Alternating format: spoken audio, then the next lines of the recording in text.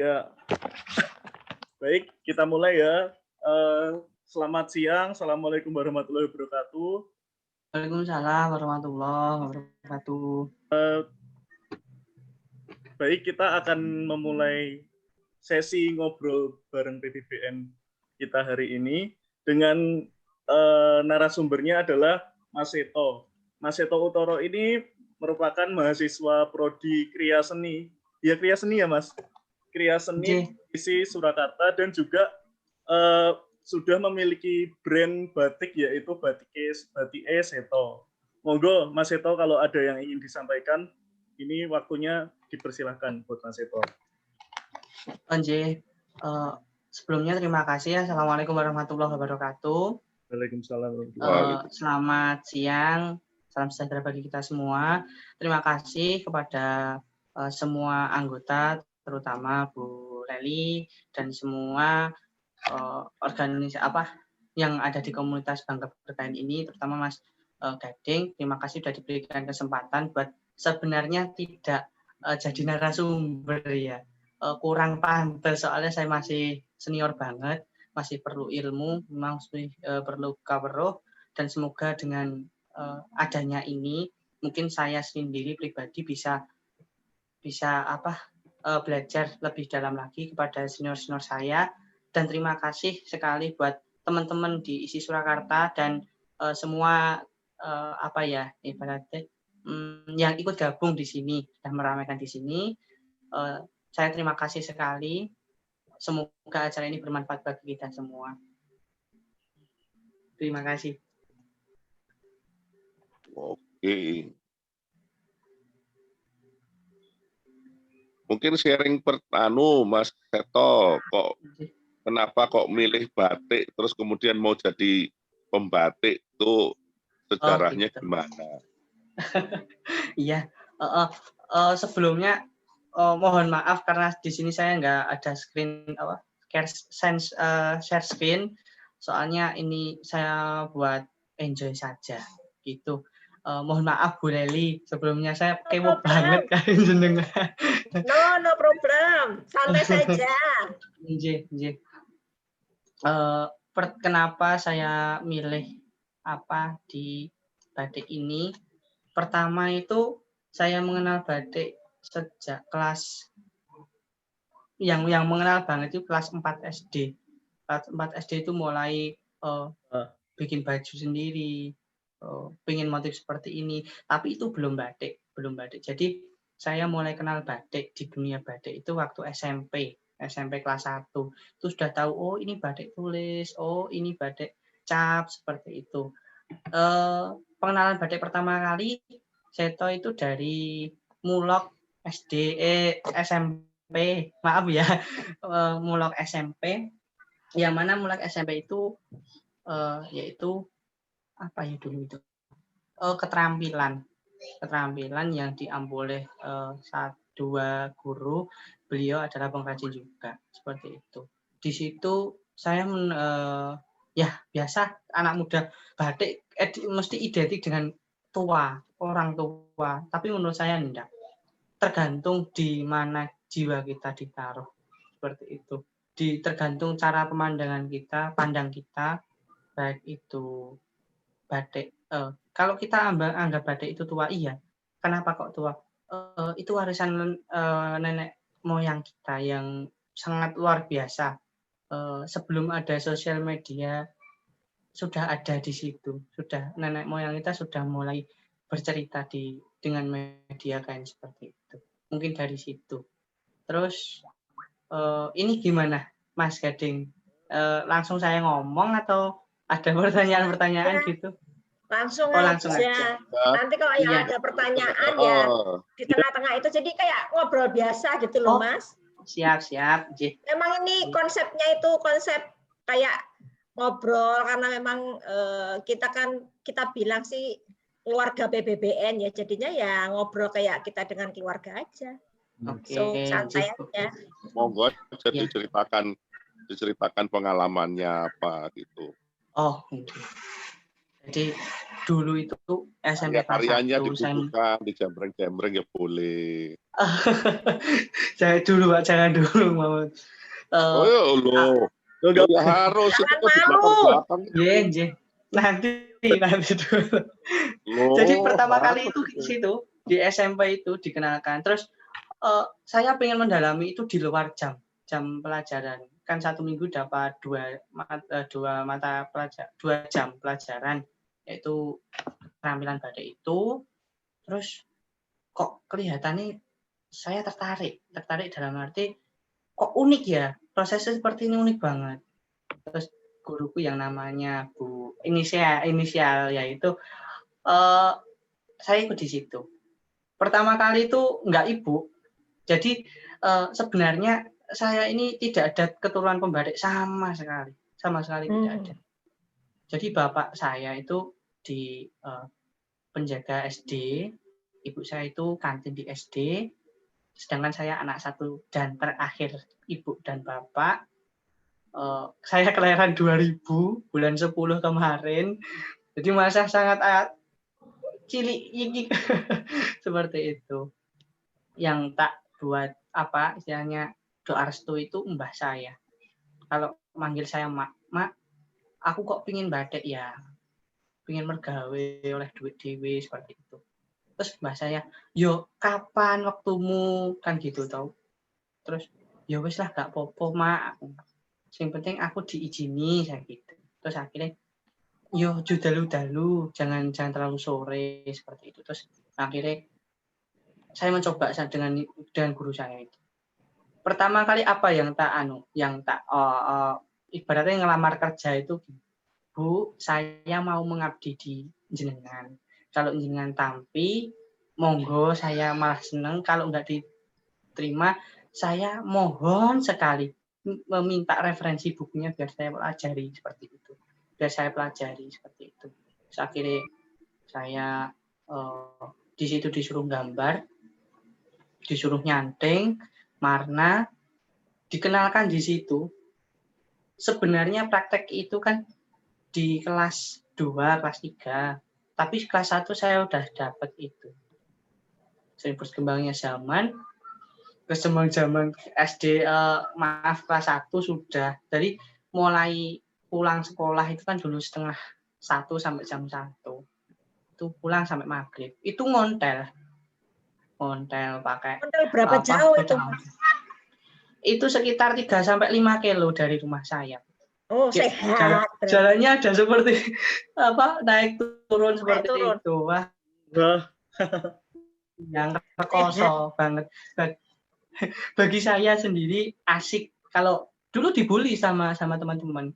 Apa sih melok buku jahat, oh enggak, bagi saya walaupun jahat itu pengen minter kayak aku seperti itu. Jadi walaupun di hati oh ya, kok ngono ya, seperti itu malah buat down di diri saya sendiri, tapi mencoba untuk kuat. Terus akhirnya di situ saya diajari sampai dengan beliau dapat pesanan banyak dan saya dipekerjakan di situ. Seperti itu. Terus kelas 2 saya disuruh bawa pulang. Ya wis le gawonen mulai wae garap nek omah seperti itu, garap di rumah. Terus akhirnya sampai tengah jalan itu aku ingat banget, di tengah jalan itu hujan, sedangkan itu mau dicanting hujan, kan ada gambarnya Bu. Dulu kalau gambar kan pakai pensil, jadi tipis banget seperti itu.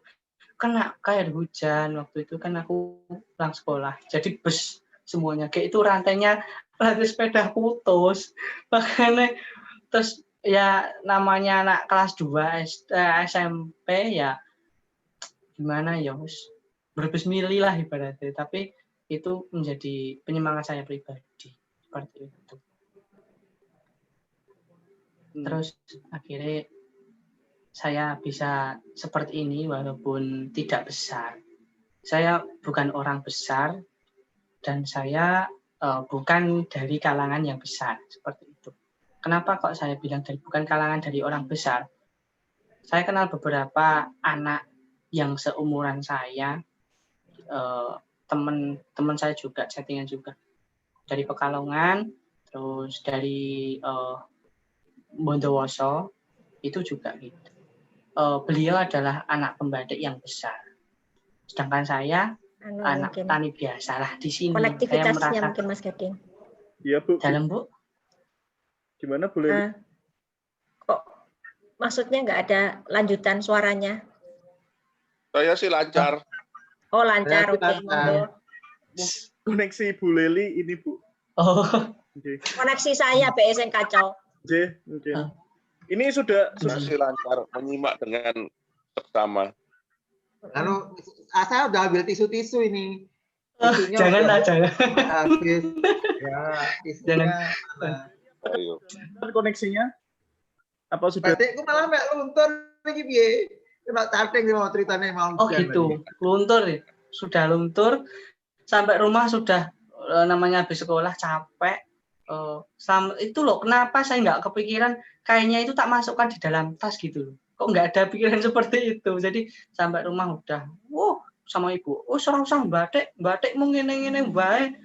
Gurumu dikene di ibaratnya nggak ada belas kasihan sama sekali. Seperti itu ibu saya menangkapnya yang negatif. Tapi di sisi lain, iki saya menutupi ini Bu, tadi ndak niup gitu, ndak berteduh, makanya aku langsung aja seperti itu menutupi. Walaupun itu sebenarnya ya sebenarnya dengan ibu seperti itu. Terus kayaknya kan gambarnya luntur. Terus pagi hari ini tak ke situ, ke rumah itu yang guruku yang membatik itu. Akhirnya gini, Mas, iki piye? Seperti itu.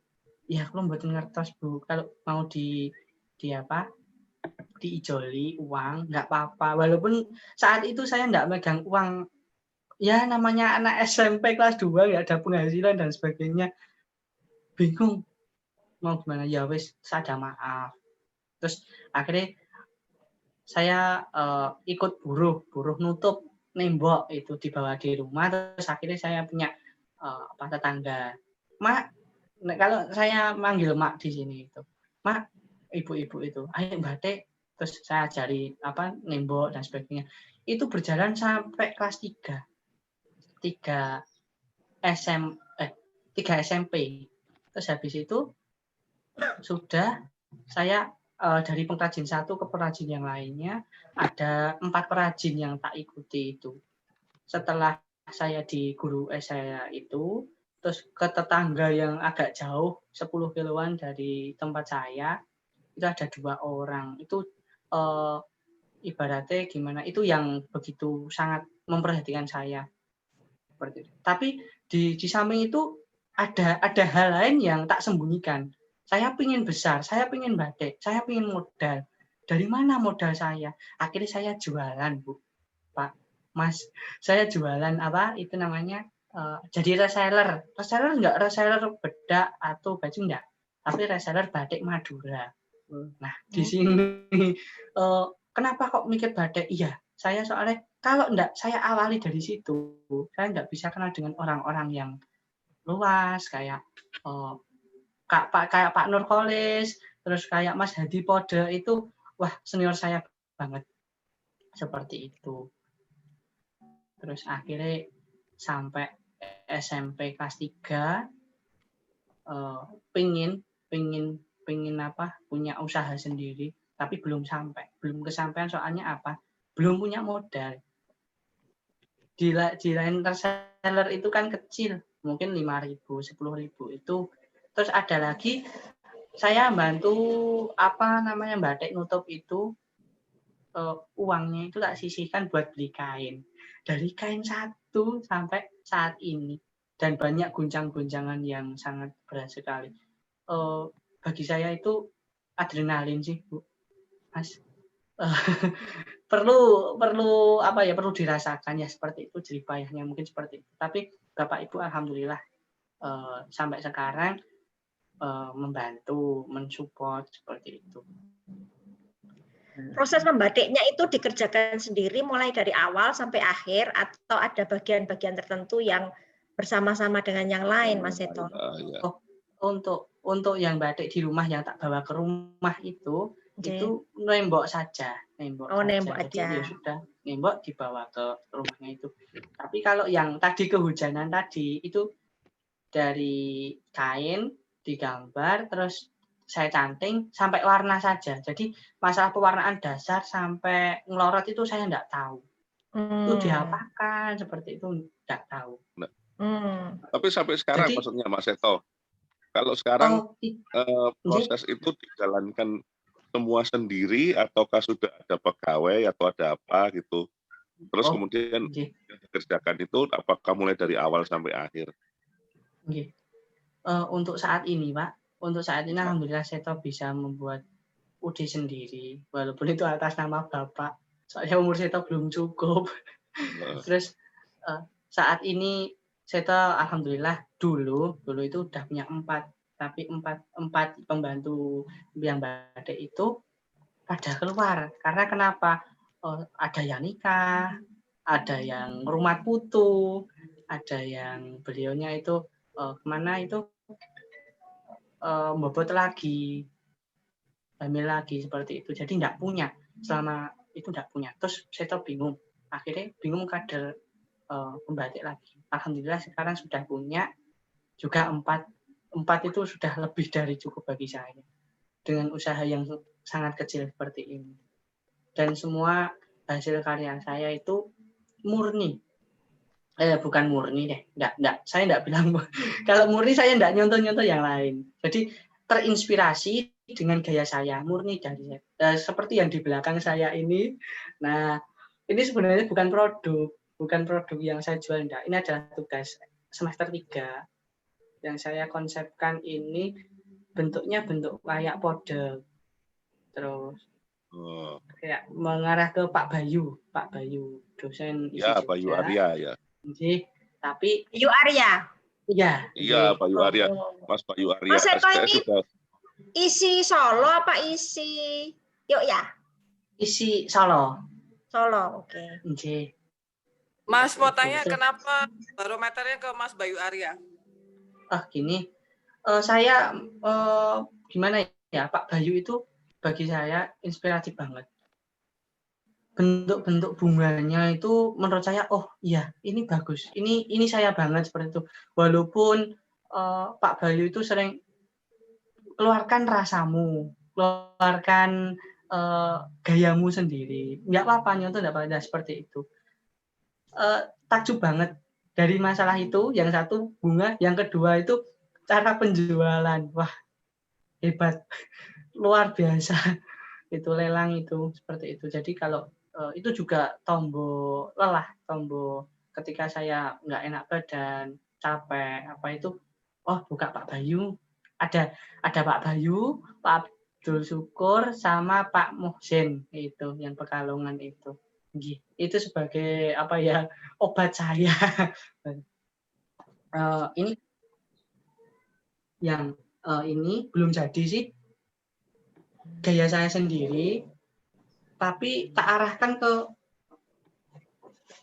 Masih Putihan yang tapi dengan isen-isen Kedung Wuni. Ini saya sendiri yang buat selama 27 hari.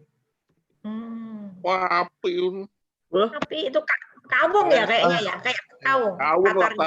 Iya, kawung. Ini Api kawung. yo, tinggi banget. Cakep. Nggih. Mas Seto, saya lihat yang di belakang itu loh, yang di sebelah kiri. Ini Kayaknya. yang ini Pisanggono, tapi sebenarnya ini gambaran gini Pak. Kan saya punya buku berlian dari Balai Batik Jogja itu. Terus kok bagus ya? Terus tak buat, tapi ini kelihatannya kebesaran deh Pisanggononya. Oh, kalau buat saya enggak. Maaf, itu kok gaya-gaya gitu kok ada ya? Aku kok hebat ya, orang mungkin antar komunitas sudah tahu ini gaya siapa. Kolektor berarti ya, luar biasa. Aku mikir batik ya batik aja. Mas Miko. Itu. Terus saya berusaha membuat warna sogan sendiri. Walaupun itu ada beberapa resep dari Mbak Nur Hasanah dari Imogiri juga saya diberi. Oh ya, Tapi ya Mbak Nur. iya, tapi air sangat berpengaruh sekali. Ya, Sangat, beda sangat, beda sangat. daerah. Beda ya. Iya, Mbak Nur beda. Hasanah apa Mbak Nur Hayati? Bukan. Nur Beda ya? Hayati. Nur Hayati. Ya, tuh. Dikasih Mas, ini cobaan gitu. Terus akhirnya tak coba. Kok gini ya? Warnanya kok semu ke arah merah sedikit. Padahal Jogja itu kan sogannya kan agak apa ya? Sawo mateng ya. Kalau saya ngarani Ya, sawo lemah mateng. teles. Jogja itu Seperti lemah itu. teles ya. Tapi kok gini ya hasilnya seperti itu. Terus pernah juga beli di Mbak Ferry, namanya pengrajin dari Lasem. Aku pengen loh Bu, apa itu merahnya Lasem bagus. Ya wes Mas tak racek nih gitu. Akhirnya saya coba sendiri. Hasilnya Beda ya? ungu, nggak jadi merah. Misterius air banget. Iya. Air dan sinar mataharinya juga beda. Ya. Kalau mewarnai di masa musim hujan dengan di masa musim kemarau itu juga beda. Ya, untuk mendung kena mendung sama terik itu beda juga. Itu padahal tapi menurut saya bagus loh itu slogannya Mas Seto tuh yang di sebelah kiri itu keren tuh. Yang ini tes keasaman air ya. Yang tadi. Oh, yang ini. Ya. Oh, ini. Ini Maga, Pak. Mau ngarah kemana? Ke Solo juga enggak loh. Solo kalau menurut saya itu. Oh, Solo gitu. Solo. Iya, saya lihat Solo. Keren tuh. Terus ada juga saya ini belum tak proses baru biron, tapi ini sebuah motif Bokor Kencono, tapi yang gordon itu tak hilangi. Makanya kemarin Pak Eras itu kan seperti ini tatanannya seperti waduh, lagi ono Bokor Kencono tapi tak hilangi seperti nyalai pakem apa enggak gitu loh. Ini kan bunga rosella. Kan apanya? Seperti itu sih. Wah, ini nyalai pakem enggak ya? Yang apa-apa sah aja kreasi baru. Ini belum tak apa di sogan gitu ya. Jadi apa nih modal nekat dengan hasil seperti ini, dan saya selama ini belum pernah sekali diikutkan di pelatihan mana nanti di Imogiri atau nanti di Giri Layu atau di mana lah di sentra Pekalongan, belum pernah sama sekali. Media saya hanya HP, pakai data sama nomor si pengrajin. Salah satunya Pak siapa itu saya lupa. Yang di Pamekasan, Mas Hadi Pamekasan. Ya, itu yang maksudnya dalam arti, Mas saya pingin warna seperti ini. Oh coba aja Mas, ASD merah B campur aja gini. Tak praktekkan. Mas hasilnya gini ya. Oh iya sudah bagus itu, sudah pas lah. Di situ terus saya bikin buku pakem tersendiri. Jadi tak tulisin besar pakem batik Seto. Jadi di situ gimana prosesnya selalu tak catat. Itu dari 2017 sampai sekarang seperti itu. Artinya belajar dari artisnya langsung aja. Iya, seperti itu Bu. Terus dan memang dikunci pembatik itu di pewarna. Jadi kalau kayak sejarahnya pembatik itu mereka tuh justru yang dipegang sebagai pusoko itu malah buku racian warna. Itu yang mereka pegang betul itu. Seperti itu. Terus saya juga gimana ya? Ki piye yo batik ku tak arahke kemana gitu. Saya bingung mau tak arahkan ke Tulungagungan kok jauh banget Bojonegoro Tulungagung. Terus pernah ada yang ngasih tips gini, Mas arahkan aja ke Tuban, kan dekat dengan Tuban. Tapi nggak wangun, nggak ada karismatiknya sama sekali kalau batik saya tak arahkan ke Tuban. Ya Mas lah dengan gaya saya sendiri sampai putus asa.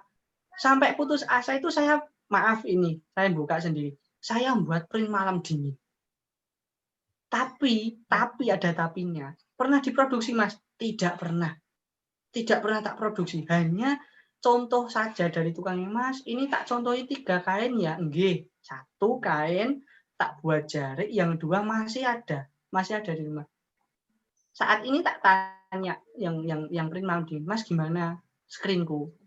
Udah rusak Mas. Nah terus gimana, ada ganti rugi ini? Enggak.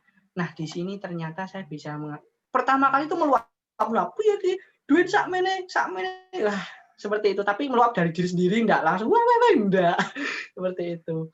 Terus akhirnya di sini saya gini, bahwa Tuhan Allah Subhanahu wa taala itu menciptakan kita sangat amat skenario-nya bagus, sangat amat mahal sekali, dan bahkan satu daun jatuh di bumi pun sudah diatur oleh Yang Maha Kuasa. Apalagi dengan saya yang diletakkan di dunia batik, terus saya diarahkan ke sini, ada cobaan seperti ini. Ini menurut saya peringatan bagi saya. Saya kue jaring malam dingin. Soalnya seperti itu, mungkin seperti itu. Ya, memang harusnya ketulis aja. Ya. Eksklusif dikit-dikit gitu, nggak apa-apa daripada bikin banyak gitu. Gini. Ini seperti itu. Mas, apa namanya, produknya Mas Seto yang ada cuma 2, itu apa ada yang lain? Oh, yang ada yang lain. Ada, tapi saat ini saya tidak bisa menunjukkan karena posisinya masih di pengrajin lain. Soalnya kemarin kan ada kunjungan dari dinas. Saya enggak mau ketemu dengan dinas, enggak mau. Soalnya saya masih kecil. Seperti itu. Enggak apa-apa tuh, Mas. Enggak. Gini Bu Leli. Sanepan. Saya masih kecil. Sedangkan beliau-beliau yang semua masih sudah besar. Ya enggak apa-apa. Kan nanti misalnya ada kesempatan untuk memperoleh kursus-kursus gratis dan lain sebagainya, kan lumayan. Insya Allah. Ya kan bisa diarahkan gitu ya.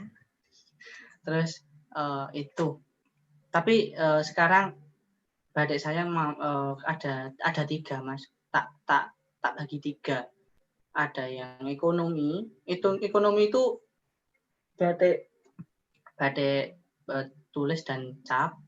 Itu yang biasa tak hargai 150, mentok 175 itu.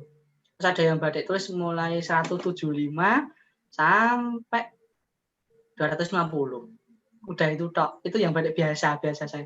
Jadi kalau batik Seto itu mahal, buktikan saja murah. Batik saya itu murah. Terus ada yang buatan saya sendiri yang memang tak gimana ya ibaratnya. Saya pengen buat adiluhur. Saya pengen membuat Sido Mukti Jogja seperti itu. Itu tak sanding-sanding sendiri, terus tak warna-warna sendiri sampai jadi pun saya sendiri. Saya tidak punya tukang atau tempat untuk Mas iki warna enggak. Bagi saya seperti itu. Soalnya kalau tidak tangan saya sendiri, Ibu bisa ini. Kemarin ini ditanyain loh Mas, lanang kok kutekan, katanya seperti itu. Padahal ini efek dari Sogo Songo siji. Ya, kalau itu kayak Mas Seras itu kalau mewarnai dia nggak pernah mau pakai sarung tangan karena menurut dia tidak bisa meraba seperti apa nanti jadinya warna kalau dia pakai sarung tangan. Padahal kalau menurut saya harusnya ya pakai sarung tangan ya untuk lebih apa ya, safety. Safety dan lain sebagainya. Nah, kalau tapi ya dia begitu Mas Seras itu.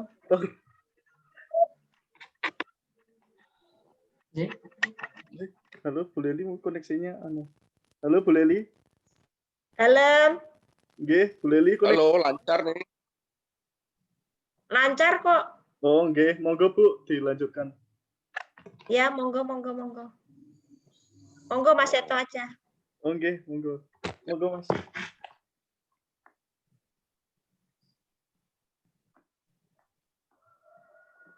Oh, Mas Seto kok pelan, suaranya nggak keluar ya? Kok suaranya nggak keluar ya Mas Seto ya? Nggak usah pakai headset. Oh, nggih. Gini. Setelah saya masuk SMA itu karena bayaran yang nutup itu tak buat beli kain dan sebagainya itu kan banyak. Ada 50 potong kain saya itu, ada tulis, ada cap, ada tulis cap seperti itu. 50 potong itu bagi saya sangat amat besar banget, sangat amat besar banget. Soalnya belum terjual, belum seperti tapi tetap terus produksi seperti itu. Terus saya mulai putus asa, ya wis lah ra usah batik, gawe opo wong ini wae. Seperti itu. Seperti itu keputusan akhir. Tapi di akhir situ ada teman saya yang nelpon, "Set, aku tak ning nggonmu ya. Aku nggawa om kape nikahan," seperti itu. Terus apa hubungannya om dengan saya, seperti itu. Terus akhirnya 50 itu dibeli semua dengan harga di atas 300.000. Semuanya dilibas, dibuat souvenir di situ. Terus beliaunya juga bantu Seto untuk mengenalkan batik Seto itu seperti apa. Terima kasih Om Yoyo. Mungkin mungkin nonton di YouTube atau gimana. Terima kasih sekali dari Bandung sudah bantu Seto yang seperti ini. Saya kira Seto dikenal sama Mas Hadi. Terus konten-kontenan itu. Terus saya bilang gini, Mas, nggak ada toh komunitas batik apa itu, saya pengen ikut di dalamnya situ. Terus ada Mas, tak masukkan ya. Aku dimasukkan di Asosiasi Perajin Batik Jawa Timur di situ juga ada masalah juga. Ada yang ngomong gini, yang kowe iki buruh bukan pengrajin di situ. Saya selalu bergaris bawah itu, kowe iki buruh dudu pengrajin. Nah di sini berarti saya enggak patut di sini. Terus akhirnya saya mohon izin dengan Bu Arti saat itu. Bu Arti Seto itu sebenarnya gini cerita. Terus enggak apa-apa Mas, enggak usah. Di sini enggak ada senior dan junior, kita belajar bersama. Sampai saat ini saya masih bergabung di Asosiasi Batik Jawa Timur. Kenal Pak Nur Kholis, terus dimasukkan di kumpulan Bangga Berkain ini. Terima kasih sekali Pak Nur Kholis sudah dikenalkan oleh dulur-dulur semuanya, ibu saya, bapak saya di sini, para senior bangga. Saya sendiri bangga dimasukkan di sini. Seperti itu. Mas Seto selama ini menjual batiknya itu dengan media apa, Mas Seto? Medianya untuk saat ini saya pakai WA, Bu. WA dan Facebook. Itu sangat amat membantu saya. Iya. Ya. Jadi harus sering-sering di foto, di jembreng gitu, Mas, biar banyak yang bisa melihat dan mungkin tertarik. Iya, betul sekali. Pengalaman saya menjual ini sangat rendah, dalam arti tidak pandai saya untuk menjual batik seperti itu. Jadi seperti ini. Contoh Bu Leli, Mas, saya pengen motif batik ini, berapa? Monggo. Saya hanya monggo seperti itu. Terus ya harus dikasih harga toh, Mas. Terus biasanya gini, upama sekian berapa? Sekian, upama 750 ya. Saya kalau jenengan nggak keberatan, silahkan. Tapi kalau keberatan, ya ngapunten, ini tak konsumsi sendiri aja nggak apa-apa. Seperti itu. Soalnya bagi saya batik itu kalau dibalik, itu kan kitab. Kalau kita mau membaca kitab, kalau kita mau membuka kitab dan mempelajari itu kan kita harus ikhlas. Apalagi punya itu harus ikhlas. Betul, seperti itu. Jadi kalau kita mau meminang, masukan ya. Memang kalau dilihat dari sini memang itu adalah sebuah kitab. Tapi untuk kedepannya mungkin bisa membiasakan lagi mulai berhitung. Produksi biaya dan segala macam tete bengenya itu harus, walaupun mungkin Mas belum bisa mengeluarkan itu semua, tapi paling enggak coba biasakan dari awal untuk menghitung semua. Nanti ke depannya kalau Mas sudah mulai berani untuk komersil, itu sudah ada perhitungannya seperti itu. Jadi kalau Mas nggak biasa berhitung, nanti karya Mas itu nggak akan bisa naik, karena Mas selalu memposisikan misalnya dari start awal sudah di bawah. Market Mas bakal di situ-situ terus gitu loh. Dan kalau dari sekarang sudah membiasakan bahwa Anda menentukan market saya di tengah atau di atas atau di mana terserah. Nah, dari situ tetap terus berkarya, nanti karya itu sendiri yang akan bersuara sih, menurut saya seperti itu. Itu masukan sih, Mas. Nggih. Salam kenal, Bu. Ini dengan Bu. Dengan Bu Pris, dengan Mbak Pris. Mbak Pris ini ketua PBBN. Apaan kalau panggil Bu? Mbak Pris ini. Maaf, saya baru gabung soalnya, baru baru gabung belakangan nih tadi. Ya, Mbak Pris ini ketua BBBN, Mas Seto. Oh nggih, salam hormat Ibu. Jangan Ikut- Katanya Mbak aja. Biar Nggih, awet Hormat, muda. Bu. Hormat. seperti Gerak. itu.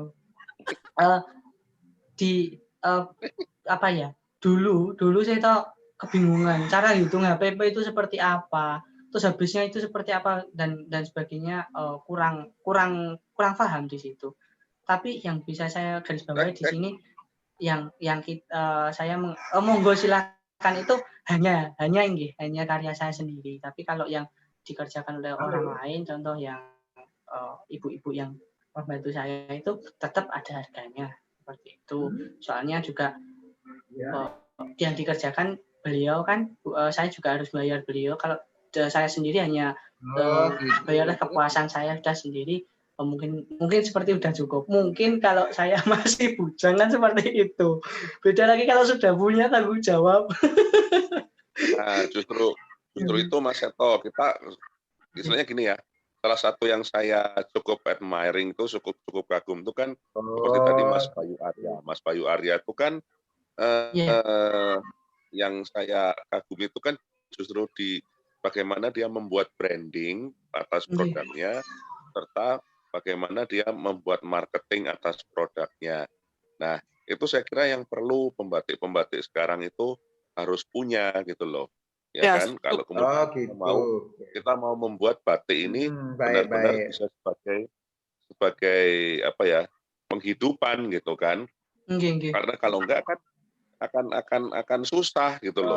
Dan menurut saya pribadi saya melihat karyanya Mas Seto ini sudah bisa lah untuk mulai di branding, untuk terus kemudian dihitung harga yang layak gitu ya.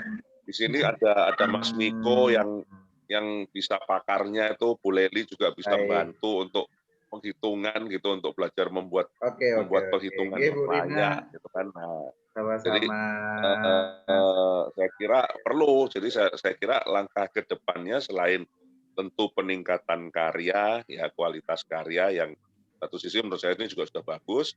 Di sisi lain kita sudah mulai nih menyiapkan marketing dan branding. Kayaknya itu juga permasalahan pembatik baru ya Bu Leli ya Mbak Pris ya. Ya, harus mulai. Memang kalau soal menjual itu harus belajar sama Mas Bayu Arya. Mas Bayu Arya itu luar biasa. Pak Bayu. Strategi menjualnya tuh bagus. Tapi juga harus mulai menghitung Mas, harganya berapa, ininya berapa, itu harus mulai menghitung. Pasti. Dan menentukan harga jual, karena gini, tidak semua orang itu pede untuk membeli, karena kalau mereka suruh ngira-ngira, mereka kadang-kadang bingung. Jadi mungkin lebih baik diberi harga supaya sama-sama nyaman gitu ya. Yang beli nyaman, yang jual juga nyaman. Iya, mungkin untuk masukan ini Seto butuh banget bantuan dari enggak usah jauh-jauh dari Pak Bayu, mungkin di dalam grup ini Seto bisa dibina, diarahkan seperti itu. Dengan senang hati. Semuanya dengan senang hati. Ya Mbak Pris, pasti dengan senang hati.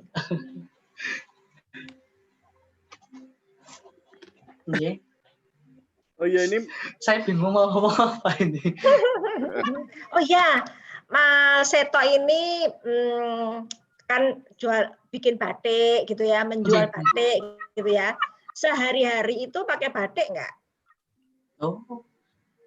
Gini Bu, untuk saya pribadi, kalau sore setelah mandi itu kebiasaan saya mesti pakai sarung, dan sarung itu mesti sarung batik seperti itu. Terus ini pengalaman saya pribadi, mungkin saya perlu di-share di sini. Saya kalau di kampus itu ndak maksudnya gak penak kalau pakai hanya kaos seperti ini, kaos oblong dan ndak ada kerahnya. Itu bagi saya itu seperti kok gini banget sih gitu, seperti itu. Terus Senin, Selasa, Rabu itu pasti saya pakai batik. Sedangkan ya hari-hari biasanya itu saya pakai kaos polo biasa itu yang berkerah itu. Kenapa? Soalnya apa ya? Perlu dicuci dulu, perlu diganti seperti itu. Dan nggak biasanya pernah sarungan atau jarian ke kampus? Oh, pernah saya jadian, pernah. Terus Ya, untuk dibiasakan. Untuk Jumat, untuk Jumatan juga saya juga sarungan batik juga. Pernah, itu dilihatin loh, ini maksudnya mungkin seperti itu. Soalnya kan jarang dan bahkan aneh seperti itu. Karena kok jadian, loh itu kan pakaian tradisi kita ya. Harusnya kan pakaian asli Indonesia itu menjadi tuan di rumahnya sendiri. Tapi selama ini kan enggak gitu ya. Istilah saya pakaian yang banyak di Indonesia itu pakaian company, bukan pakaian Indonesia gitu ya. Nah, pengalaman saya, Mas Carlos, dulu Pak Bambang ke Solo, ke ISI gitu ya, itu bayangan saya dulu, oh ini tempat budaya, mereka pasti akan banyak yang menggunakan pakaian tradisi dalam sehari-hari. Nyatanya tidak, justru malahan kita tamu-tamunya yang pakai pakaian tradisi setiap hari ya Mas Carlos ya. Iya betul, malah mereka yang terheran-heran. Loh, saya tuh pernah sekali ya ada mahasiswa ISI Jogja mau wawancara saya, terus karena kesibukan kemudian saya terima di PPA, Bu. Terima di PPA. Nah, waktu itu saya terima, saya lagi pakai kain kan seperti biasa gitu. Nah, si masnya ini heran, kan fakultas ekonomi harusnya. Lah kok diterima saya pakai kain.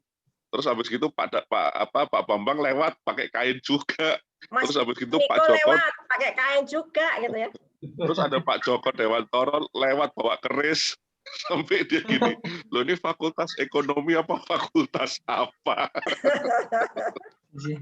Lah kok dosen-dosennya pakai kain bawa keris? Dulu juga gitu. Dulu waktu apa ya? Dari Surabaya kalau tidak salah. Habis pameran atau habis di Grand City. Antara Grand City sama Bogorase itu kan jauh. Terus itu nge-grab. Saya nge-grab motor itu, Grab begitu. Itu jarian. Dari Grand City sampai Bogorase itu dilihatin orang di jalan itu. Terus masuk di dalam bus itu juga saya kan masih jarian seperti itu. Terus ditanya, Mas, habis dalang ya? Seperti kok mungkin aneh seperti itu. Padahal itu kan bagi saya sebuah kebanggaan tersendiri pakai jari. Iya, betul. Sangat miris ya, sendiri dianggap aneh. Iya, ada ya. Padahal keuntungannya banyak Mas di situ. Keuntungannya berkain atau berpakai jari itu banyak. Ya kalau kan kita pakai jin yang melepet itu kan mungkin capek di kaki capek. Terus terus mungkin kayak sumuk gitu loh, kayak berkeringat dan sebagainya. Tapi kalau pakai jari kan enggak. Ya, kalau berkain itu kalau foto kita sandingkan dengan foto kita pakai rok atau pakai gaun gitu ya, pasti jauh lebih bagus dan lebih berkarisma foto pakai kain. Jadi jelas jauh lebih bagus. Kecuali itu kain kalau dibiarkan utuh seperti itu dalam jangka panjang itu harganya makin naik bukan makin turun. Iya, betul. Ya, jadi itu salah satu sarana investasi juga gitu ya. Kalau kita pakai baju kan kalau sudah lama-lama kan jadi gombal. Kalau kain ini yang nggak dijahit tentu ya, itu makin lama harganya makin naik. Jadi banyak untung sebetulnya. Cuma ya kalau di Fakultas Ekonomi dan Bisnis itu paling tidak ada berapa ibu-ibu ya? Ada 4 atau 5 ibu-ibu yang setiap hari berkain. Memang kita berkain setiap hari. Kemudian bapak-bapak ya, Pak Bambang yang setiap hari dosennya ya. Sama Mas Miko itu setiap hari berkain juga.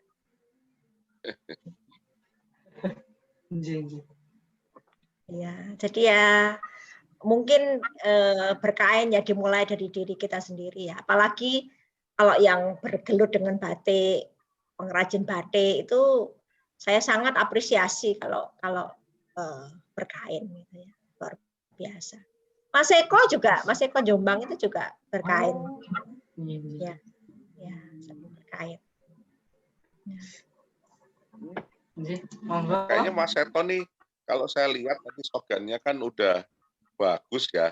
mungkin bisa mulai ini. Saya tuh belum melihat ada generasi pembatik yang punya background klasik, tapi klasik apa ya?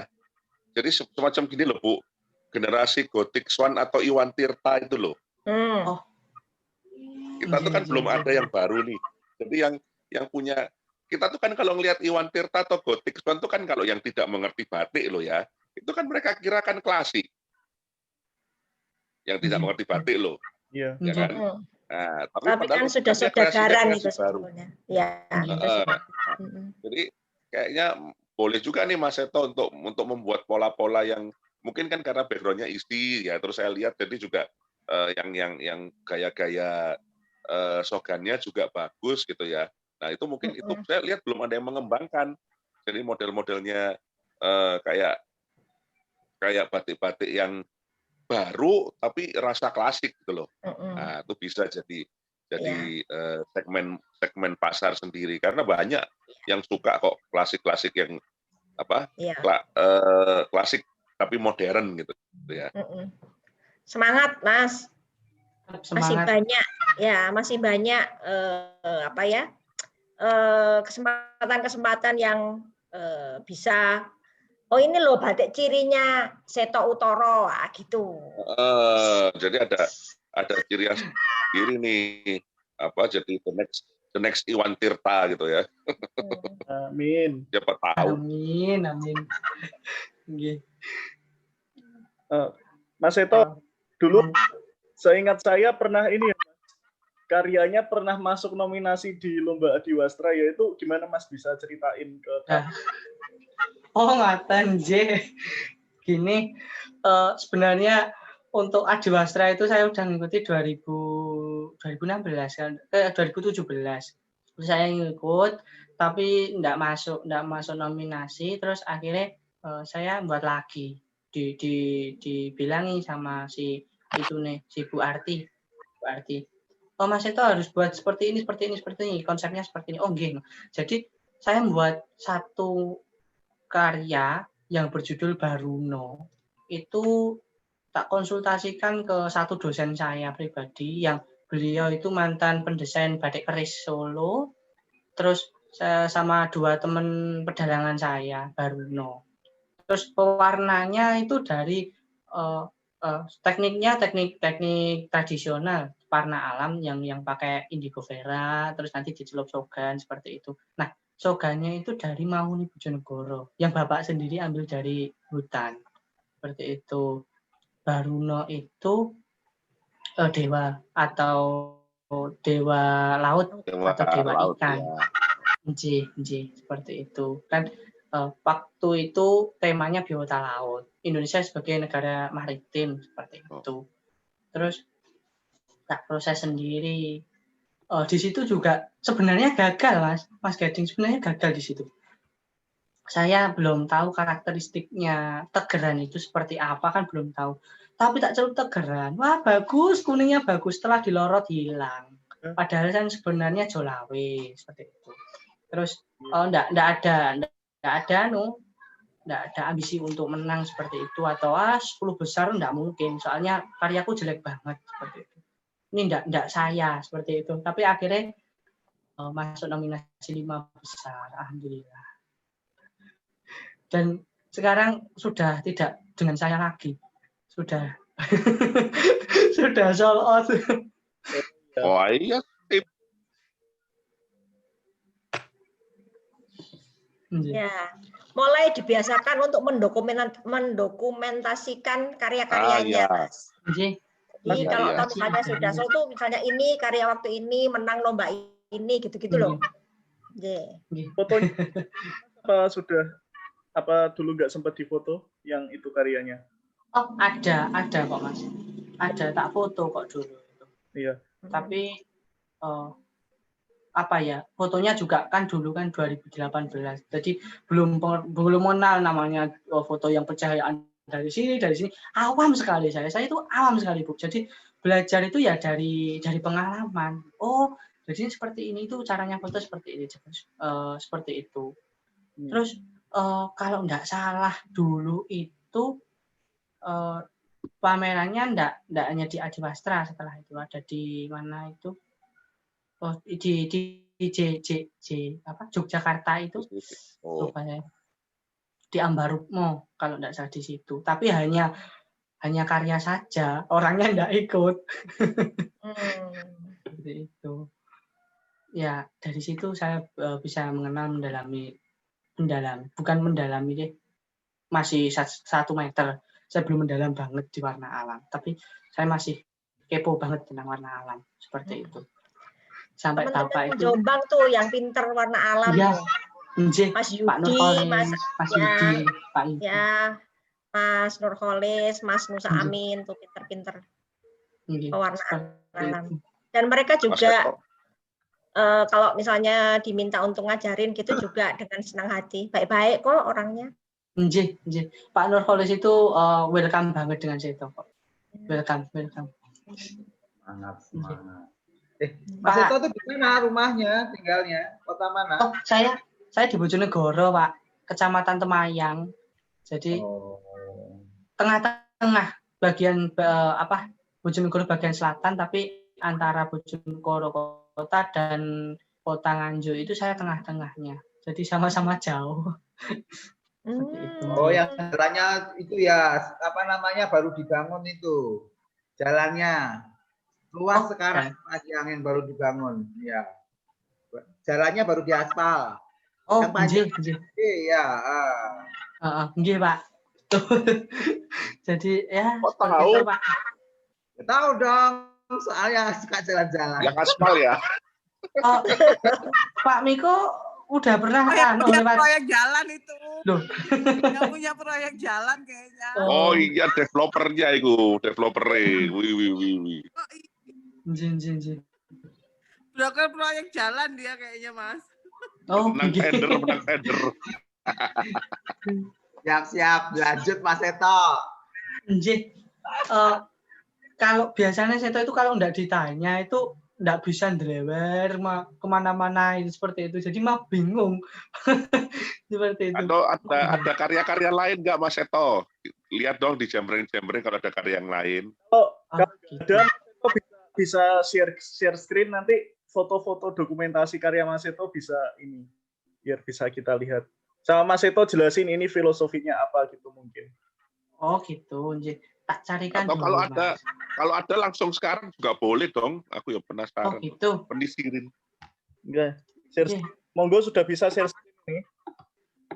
Oh, sebentar Mas, nggih. Soalnya mau tak carikan dulu. Nggih, monggo. Nggih. Mohon maaf, nggih. Santai aja. Seperti itu. Terus dulu itu kalau masalah pewarnaan naptol itu saya bingung. Mau campuran gimana, terus seperti apa, seperti itu. Bahkan teknik-tekniknya naptol itu saya juga masih bertanya-tanya. Kebiasaan saya kalau ngecat itu kadang-kadang gini kan sama temanku. Saya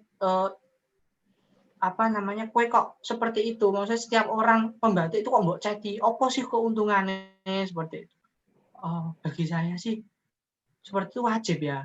Tanya seperti itu wajib. Walaupun kalau yang ditanya itu enggak welcome, contohnya seperti itu beda lagi. Itu urusan apa ya? dengan orang ke orang, jadi individu lepas individu seperti itu. Oh ini gimana Mas Gading? Ini sudah ketemu yang Baruno itu? Share screen. Oh gitu. Bawah itu ada yang hijau-hijau itu loh Mas. Yang hijau-hijau di tengah ketemu. Oh, nggih. Diklik aja. Siap. Diklik terus nanti Dibuka filenya. Dibuka dulu filenya. Oh, nggih, siap. Tak buka ini dulu nggih. Tentunya dibuka dulu filenya, terus nanti klik share screen, terus klik filenya. Nggih, siap. Soalnya ini fotonya banyak banget. Oh ya, tambah asik. Banyak itu foto-foto yang kayak badik-badiknya orang, Pak. Kebanyakan itu seperti itu saya. Iya, soalnya gini, ini contohnya Pak Nur Khalis itu khasnya seperti ini. Oh, ini kok bisa ya seperti ini. Itu tak lihat. Terus nanti kalau bingung tanya ke Pak Nur seperti itu. Kebanyakan seperti itu. Mas Seto ini diisi semester berapa? Saya semester 5, Pak. Oh, semester 5. Jadi masih seperti itu. Mana ini? Bentar ya, Mas. Ya. Soalnya baru pertama kali ini kalau share screen itu.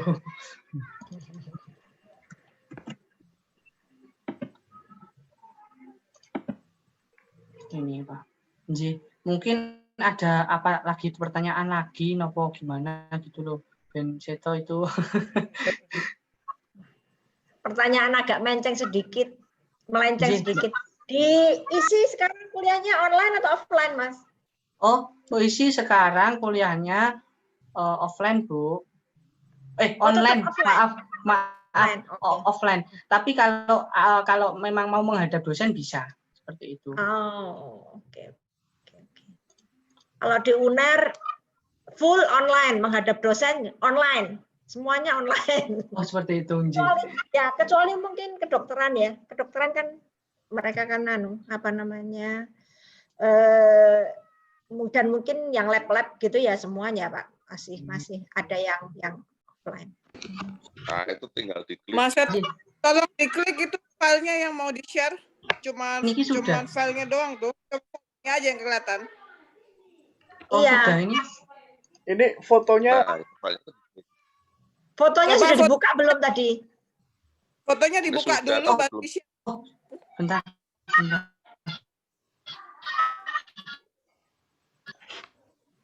Oh, Nji.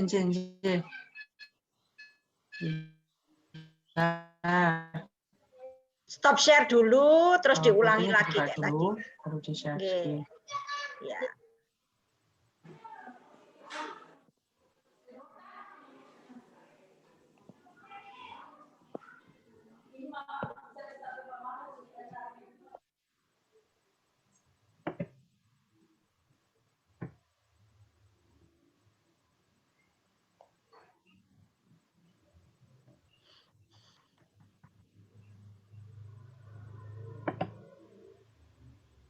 Mas Seto.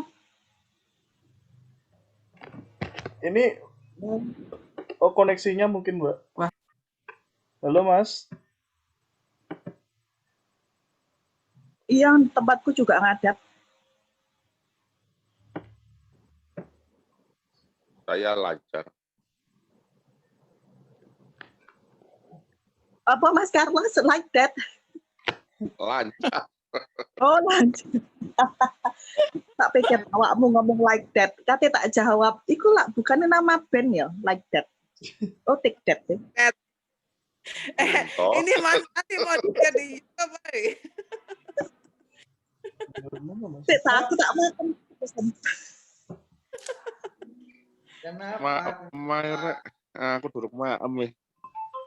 Salahmu. Bukan masalah pada saya ya, Mas Carlos, tolong. Yang lapis apa? Yang koneksi. Ini Jakarta itu mati lampu loh katanya. Kan jam 3 mau jadi pembicara. Katanya Nah, Jakarta terus? mati lampu. Terus Kak diundur. Kok Jakarta mati lampu? Terus kan ini internet ya kan? Hostnya bisa dari mana aja. Harusnya sih. Iya. Iya, harusnya internet pun dari McD juga bisa loh ya. Iya.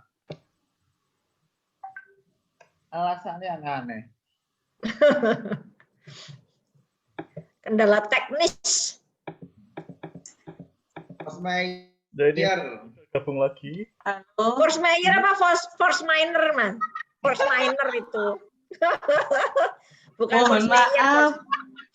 Monggo. Sinyalnya jelek. Santai aja. Nanti mungkin bisa tak share di grup. Oke. Gitu. Mas Seto aku tanya, rada nyeleneh itu boleh ya? Aku mau Iya, nanya, iya. itu dari hasil penjualan batik itu bisa menghidupi kuliah nggak ya? Gini Bu, untuk saya sendiri kuliah itu ada uang pribadi lagi. Jadi untuk membatik ini mungkin untuk saya tabung. Untuk kedepannya batik saya seperti apa seperti itu. Jadi ini bukan untuk gimana ya? Saya harus ada alokasi dana lain yang untuk kuliah juga. Dan alhamdulillah di semester 3 saya dapat panggilan dari akademik bahwa saya dapat bidik misi dari DPR. Alhamdulillah. Selamat dapat beasiswa. Amin. Oke.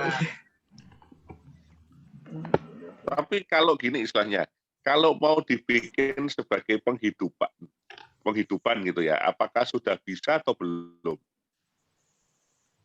Untuk Posisi penghidupan sekarang di Mas Seto ini. kondisi saat ini sangat bisa, Pak. Bagi saya sangat bisa. Oh, masih bisa ya? Sudah bisa ya? Bagi saya. Oh. Ya. Selama pandemi ini ada efeknya nggak terhadap penjualan batik-batik, Mas itu? Sangat amat banyak. Gini Bu, jadi ini tak ceritakan ya, bukan Seto sombong enggak. Sini saya Seto sharing. Selama belum pandemi itu Seto itu kalau buat batik itu hanya pesanan per biji. Jadi minimal itu maksimal itu 5 yang sama. Tapi alhamdulillah masuk pandemi dan Seto bisa full di sekolah di rumah itu Seto bisa nggarap seragam. Ada 25 potong, 15. Ini baru nggarap 12 potong seperti itu. Alhamdulillah. Berarti jadi ada efek juga ya? Efek baik bagi saya. Efek positif. Efek positif malahan ya. Artinya waktunya lebih banyak untuk ngerjain batik gitu ya Mas Seto ya? Ya, betul sekali. Jadi untuk biasanya kan Seto di Solo. Di Solo itu kan ruang Seto untuk bergerak itu kan beda kalau di rumah. Seperti itu. Jadi harus monitor ibu saya, Bu, mungkin dicelup ini. Nanti lah seperti itu hanya komunikasi saja. Kan bagi saya sulit seperti itu. Ruang geraknya sulit. Tapi kalau di rumah itu sangat leluasa. Jadi habis bangun langsung pegang canting, nanti jam 9 kuliah bahkan maaf pegang canting. Oh ya. Ini nakal sekali mahasiswa ini. Bisa lebih fokus. Iya, lebih fokus ke batik. Anjir, seperti itu. Kamera dimatikan, pegang canting gitu ya Mas? Iya, nggih. Terus baru kalau absen itu Seto Utoro itu baru nggih Pak seperti itu. Jadi gelagapan. Nggih. Monggo. Dari kuliah di ISI itu memberikan efek pada karya Mas Seto nggak ya? Mungkin batiknya lebih mungkin lebih modern atau terinspirasi dari bahan kuliah kemudian dituangkan di lembar kain atau gimana Mas? Atau tetap aja berburu pada artis yang sudah tenar? Oh gini, bagi Seto kan kuliah Seto kan di Kria, jadi di situ tidak hanya batik saja, tapi juga ada tatah wayang, wayang kulit,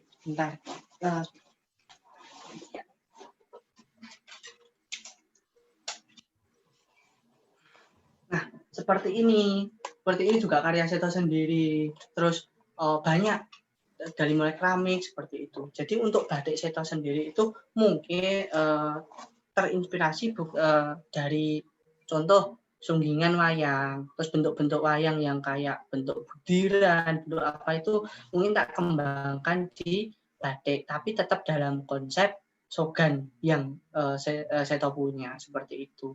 Perkembangannya di situ, tapi tetap dalam posisi dalam jalur senior sebagai motivator Seto seperti itu.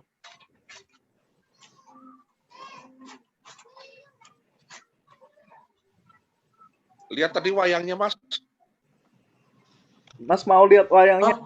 Mau lihat wayangnya yang tadi? Monggo. Oh. Apa itu? Naga ya? Ini naga, tapi Oh, berbadan manusia seperti ini. Keren. Nggih. Oh nggih. Selamat bergabung Bu Eni Setiawati dari Blitar. Salam dari Mas Eto. Ini Bu Eni ini satu ABBJ, asosiasi itu. Selamat datang Bu Eni. Assalamualaikum. Waalaikumsalam. Waalaikumsalam. Waalaikumsalam Bu Eni. Sambil nyambi, Bu. Monggo. Oh iya. Sip. Sambil nyanting. Batik-batiknya ini. Boten nyolet niki. Oh. Nyolet. Kita siapa ya mungkin? Nggih. Bu Eni berbobot ya sambilannya daripada saya sambil makan. Benar. Ini juga ada yang gabung. Alhamdulillah banyak yang minta, oh Mas linknya dong seperti itu dari Bu Nur Hayati dari Sumber Hayati Bengkulu dari IKM. Dari Bengkulu. Wah. Ya Bengkulu. Wah. Pahiyang. Ada Ya, juga iya. Mbak Umi Latifatul ini Malang. Ada juga yang bergabung. Terima kasih.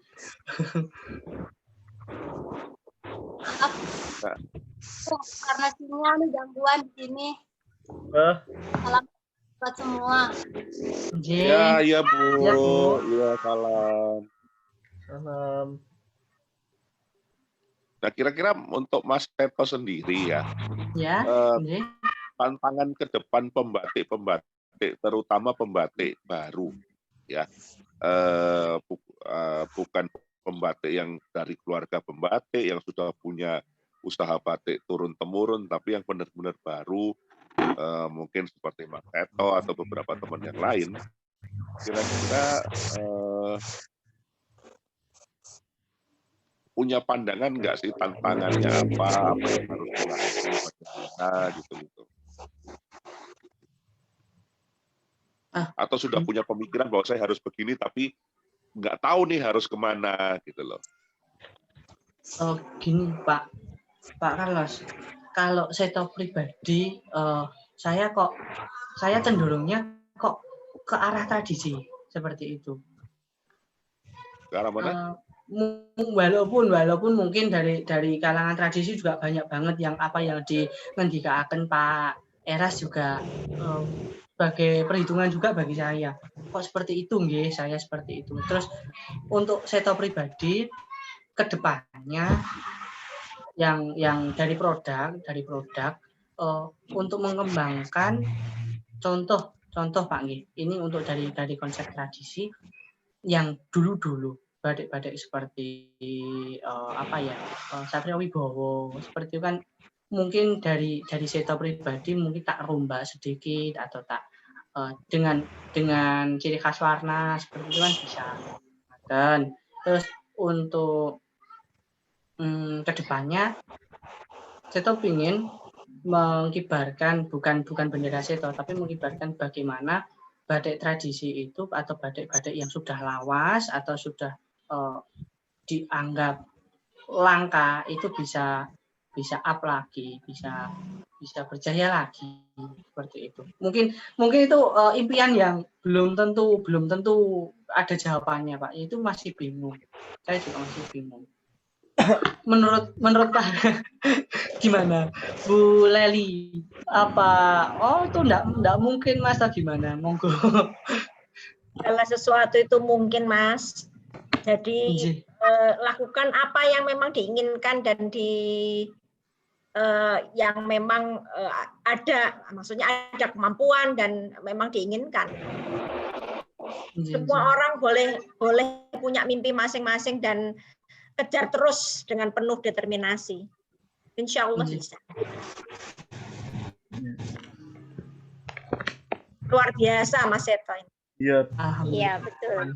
Kalau menurut saya juga begitu, Bu. Masih muda. semangatnya Halo. dan karya-karyanya itu kadang membuat saya insecure. Oh, enggak lah.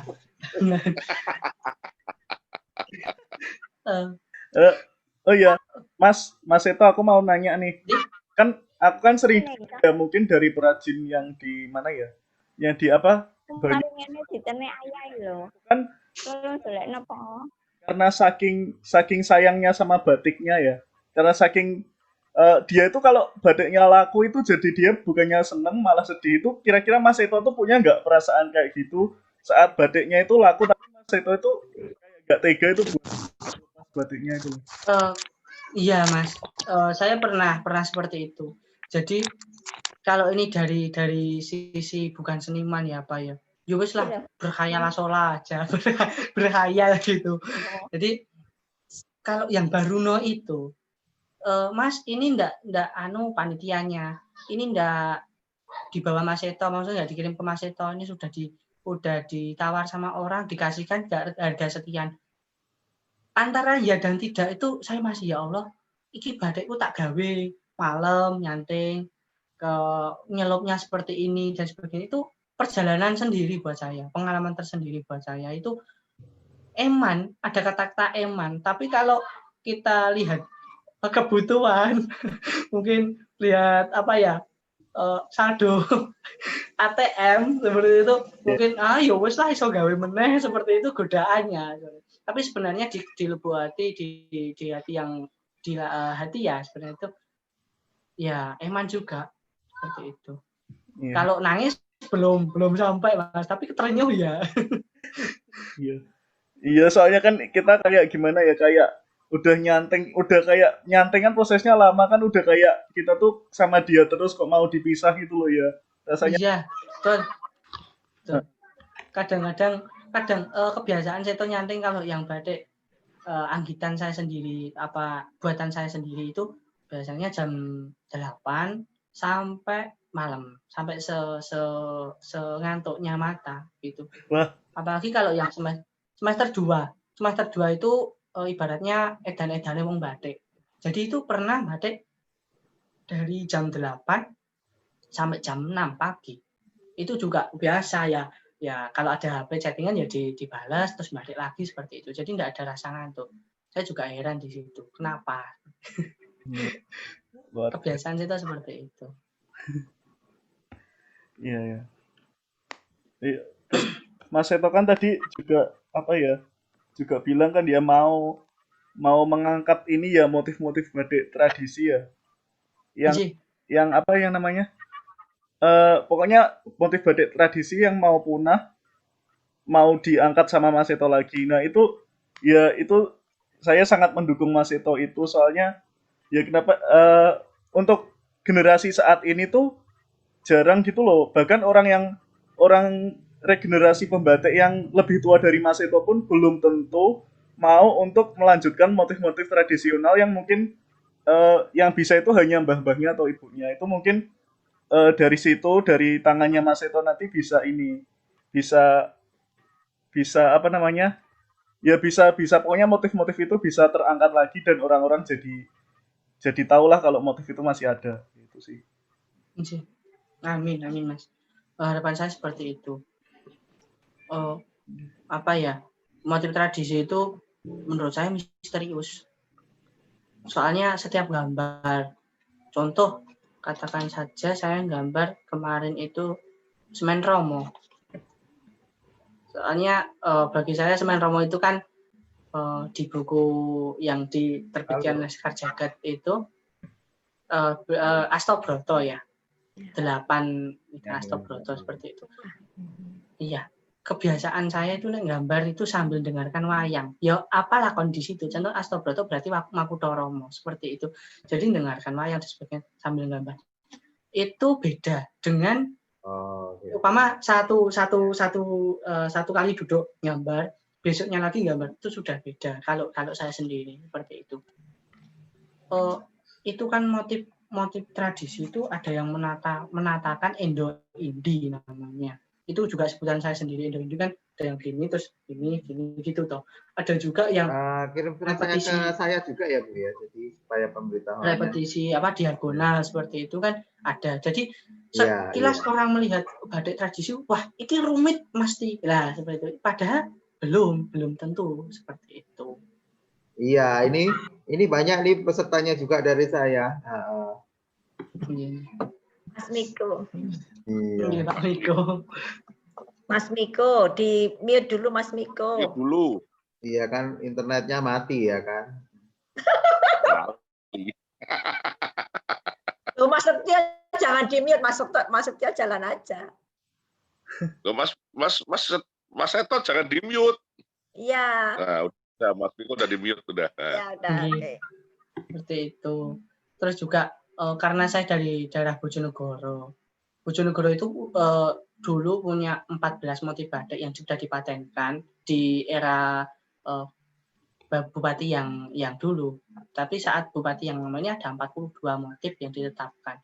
Itu bagi saya ada beberapa motif yang bagus untuk dikombin oleh batik-batik tradisi seperti itu. Contoh batik Mangkoro, ceplok Mangkoro. Itu kalau upama ceploknya, walaupun ini mohon dikoreksi. Ceploknya yang seperti ini itu upama tak diganti daun jati yang sudah distilasi mungkin lebih menarik. Seperti itu. Terus untuk kan biasanya ceplok Mangkoro itu identik dengan latar teruntum atau mungkin ada latar-latar lain sebagainya lah. Teruntungnya itu teruntum kembang jati juga bisa lah. Seperti itu. Kadang-kadang ide-ide saya hanya seperti itu. Jadi enggak lepas dari Bojonegoro. Saya enggak mau melepas dari Bojonegoro. Walaupun rasanya nanti entah itu Jogja, entah itu Tulungagung, entah itu Solo seperti itu. Entah itu Solo rasa saya sendiri seperti itu opsi yang kedua bagi saya. Enggak apa-apa Mas, itu nanti cirinya Mas Seto di sana. Insya Allah seperti itu. Ya, dikembangkan saja. Mumpung Mas Seto masih di rumah, bikin semen, bikin apa sebanyak-banyaknya. Oh, insya Allah. Ini ngetel. Ya, mumpung masih di rumah nih. Sudah ngetel kain. Kalau tapi soal baru nanti kan pasti kalau karyanya bagus ada yang membeli. Alhamdulillah, semoga saja Pak Nggih. Amin. Semen-semenan, motif-motif yang klasik-klasik itu, semen Kokrosono. Nah, saya tuh pengen lo punya semen Kokrosono karena itu gede-gede. Nggih, Kokrosono. Ya Bu ya. Ya, saya punya semen Kokrosono. Sepasang sama sesawit sama Pak E. Sesawit. Nah, atau semen-semen yang lain yang kemarin kita bahas itu. Mumpung siapa tahu nanti bikin ada ketemu stylenya sendiri. Iya. Amin. Ya itu Pak, yang perlu mungkin ada 3 yang dalam jangka waktu pendek ini akan segera masuk pecantingan, yaitu Nogo Basuki. Biasanya kalau sebutan saya Nogo Basuki yang 2 jodoh itu yang besar-besar itu, tapi sudah tak kombinasi seperti itu. Terus ada yang itu adiluhur atau sawat apa ya? Lupa. Adiluhur itu sebutannya di Mbak Nur seperti itu, Mbak Nur Hayati seperti itu. Terus yang sampai saat ini saya tahu yang belum tahu itu teknik kerok. Nah, itu yang perlu gimana yo? Soalnya pernah nyoba, tapi bela sungkawa, sobek iya. Kerok itu belajar ke Solo, Jogja itu. Solo juga kerok, Jogja juga kerok, tapi Jogja banyak sekarang kerok. Biasanya di Giriloyo itu. Iya. Madura ada yang kerok juga. Ada juga yang kerok. Oh iya. Di Tuban ada loh Mas yang kerok. Oh iya, nggih. Ada Bu Sarti. Iya. Bu Sarti, Tuban Krek. Iya. Pak Carlos, saya penasaran dengan jenengan Pak. Sebenarnya kemarin kan bapak saya kan lihat di Zoom seperti itu. Pak Carlos piantun pundi ya seperti itu. Dalam jenengan pundi Pak? Saya tempat tinggal Surabaya. Oh, Surabaya. Nah, orang apa? Orang gila. Orang gila yang suka batik. Enggak lah. Gilanya banyak Apa ya, itu kalau- Pak Carlos itu. Gila keris, gila batik, gila barang antik, banyak gilanya.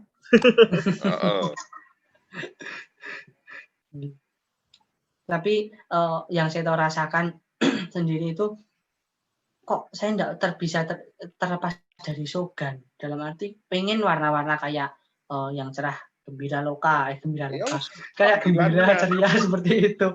Kayak motif-motif yang apa? Pesisiran seperti itu kok belum bisa. Mungkin butuh suhu atau butuh maestro yang mungkin ada di sini bisa membimbing Seto seperti itu. Atau mungkin kalau memang sudah di Shogun, udah dimantepin di Shogun aja, justru dibuatin Shogun yang istimewa. Kalau memang panggilannya di Shogun. Oh. Shogun itu bisa divariasiin banyak banget, Mas. Iya. Mantap Shogun ya Shogun. Saya pun saya mau pakai jari, saya lebih pede pakai yang Shogun daripada yang warna-warni gonjreng gitu. Nggih. Saya sih kalau lihat punyanya Mas Seto tuh Shogun-nya udah oke lah. Tadi saya sempat ngintip di Facebook sebentar. Nah, gitu ya Pak. Jadi kalau saya pribadi kok maksudnya coraknya ke sini. Pernah saya itu sering Bu, dalam arti membandingkan air. Ini bisa nyebut merek ya. Seperti air aqua isi ulang seperti itu. Terus tak perpaduan dengan pernah saya di Solo itu beli air mineral itu sampai 10 botol nggak salah, itu dibuat ngilup natol saja itu. Sebegitu kepo saya seperti kok iso ya? Apa ini warnanya kayak Janar Hadi seperti apa itu pengaruh air apa ya air? Nah seperti itu bertanya-tanya Bang. Nah dari sini hasilnya? Akhirnya hasilnya ya seperti ini. Nggak. Jadi nek dibilang rugi Pak, beli air sekian begitu banyak ini. Ya seperti ini Pak, ya enggak jauh beda. Itu pakai air mineral itu? Oh, ini pakai air sini, air Bojonegoro Pak. Oh. Kelihatannya kebesaran ya ini Bu. Enggak. Kalau menurut saya enggak. Enggak juga sih. Enggak ya. Tergantung orangnya. Kalau saya yang pakai api. Iya. Tergantung orang yang pakai. Nggih. Kalau saya pribadi itu kok gini tuh Bu. Mau bikin motif contohnya kayak Pringgondani seperti itu. Itu harus tahu dulu, harus perlu sumber dulu. Ini berapa senti? Apa ini ada pakemnya itu? Seperti itu, takut masih ada kata-kata TAKUT seperti itu kalau mau.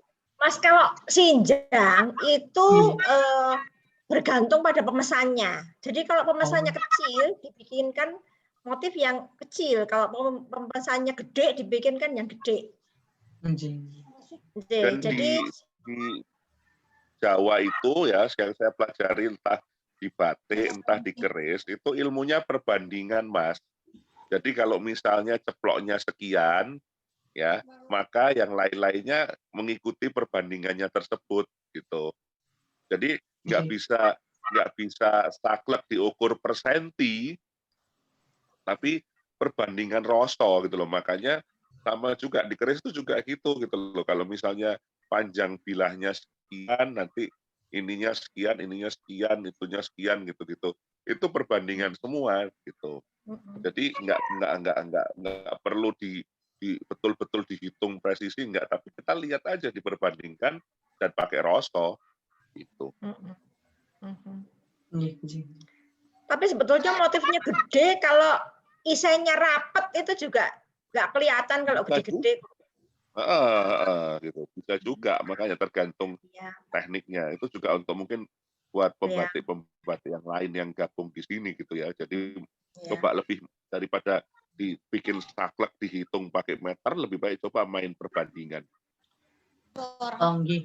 Mungkin Seto bisa tanya Mas Gading atau Bu yang pengurus di Bangga Berkain ini, kira-kira kapan ya bisa temu darat langsung ngopi bareng, ngobrol-ngobrol bareng seperti itu. Itu pasti sesudah corona berlalu itu.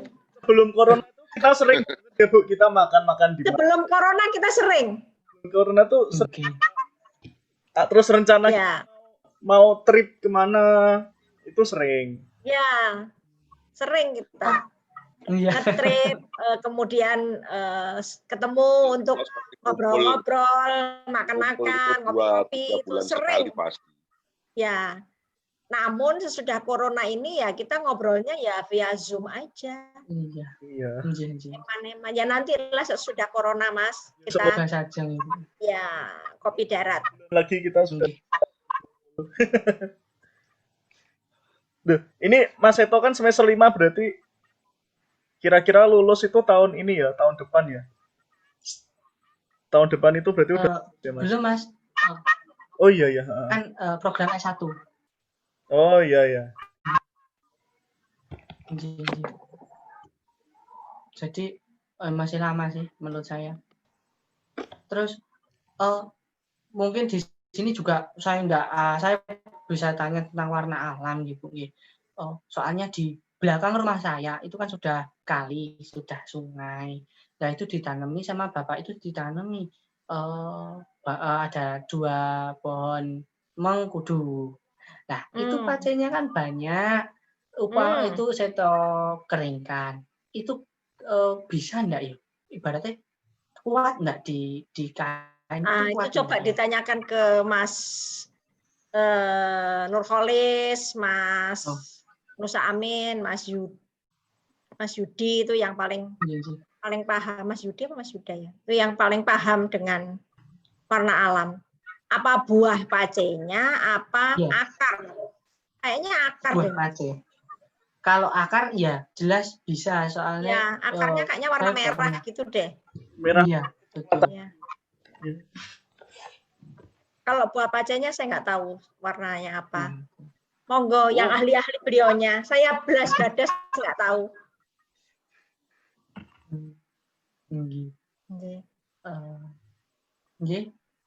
Mungkin ada apa ya? Saya bingung aku. Ini mungkin dari yang lain ada yang mau ditanyakan lagi ke Mas Seto atau gimana? Kalau nggak ada mungkin Mas Seto bisa closing statement. Oh gitu. Apa yang Seto bincangkan di awal tadi dari mulai kenal batik sampai saat ini, menurut saya batik itu ya kepribadian kita. Bahkan candingan pun itu bisa dinilai dari kepribadian kita seperti itu. Kalau saya boleh berkata-kata ya Mas ya. Batik itu tidak perlu kamunya yang besar, tapi kemampuan dan bakatmu yang besar seperti itu. Dari mungkin saya terima kasih banyak sudah dikasih kesempatan di sini. Kalau ada kritik masukan apapun Mas Samen harus gini dengan monggo silahkan, saya open banget, bahkan saya diarahkan gitu saya lebih suka seperti itu. Mohon bimbingannya karena di grup ini saya yang sangat kecil sendiri seperti itu. Terima kasih Bu Leli, terima kasih Pak Carlos, Pak Niko, Pak Miko, Mas Gading, semuanya yang sudah mendengarkan Seto saat ini. Saya mohon doa restunya, semoga generasi saat ini juga bisa dan mau ngagem batik dalam keseharian, dalam kehidupan seperti itu. Sukses selalu Mas Seto. Amin Ibu, amin. Pesan saya sih ke depan, terutama juga Mas Seto dan pembatik-pembatik lain yang baru, untuk betul-betul mulai dipikirkan platform bisnisnya. Ya, jadi perhitungan akuntansinya, brandingnya, platform bisnisnya. Jadi harus benar-benar dibuat sebagai unit bisnis yang terhitung, terukur dan menguntungkan ya Bu Leli ya. Iyalah, harus menghidupi. Sekarang Karena kalau tidak bisa benar-benar menghidupi gitu nanti ke tidak depan. jalan. Gitu. Jadi bukan hanya sekedar ya memang betul bahwa kadang-kadang ini agak dilema ya, kesannya kayaknya tidak semata-mata hanya sekedar produk of art, tapi ya memang kenyataannya juga produk of art ini kan harus bisa menghidupi. Maka ya memang tidak semata-mata produk of art, tetapi juga sebagai sebuah unit bisnis ini adalah sesuatu yang profitable gitu bagi semua ya, baik pembatiknya, baik nanti yang mengerjakannya, istilahnya pegawai-pegawainya. Nah, ini harus bisa menjadi sesuatu yang profitable, sangat profitable. Gitu. Nggih.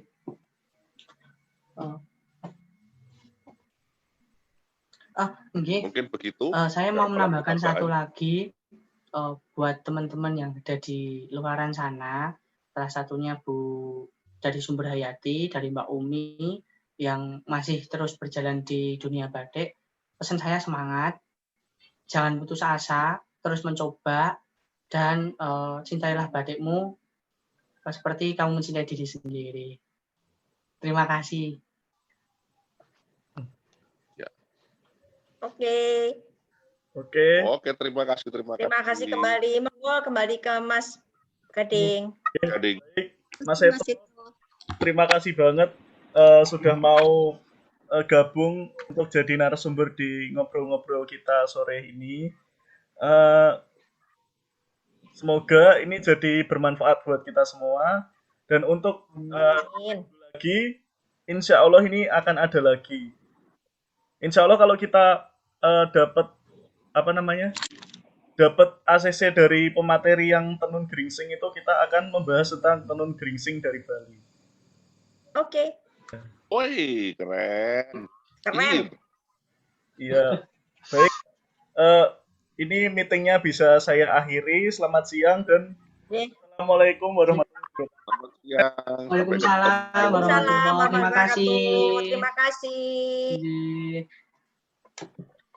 Izin live nggih Bu, Bapak. Terima kasih. Saya live